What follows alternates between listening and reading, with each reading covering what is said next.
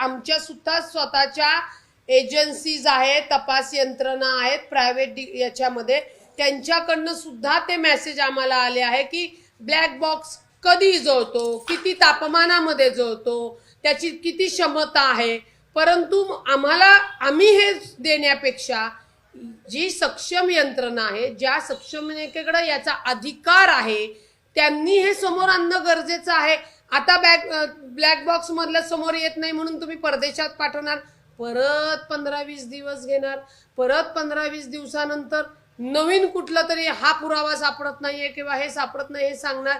अशा अनेक गोष्टी ज्या आहेत या खरंच खूप संशयाच्या चक्रामध्ये अडकलेल्या आहेत आणि तसं आमचं सुद्धा मनाचं खच्चीकरण होत चाललंय, आमचं संयम सुटत चाललेला आहे। सर्जनशील न्यूज।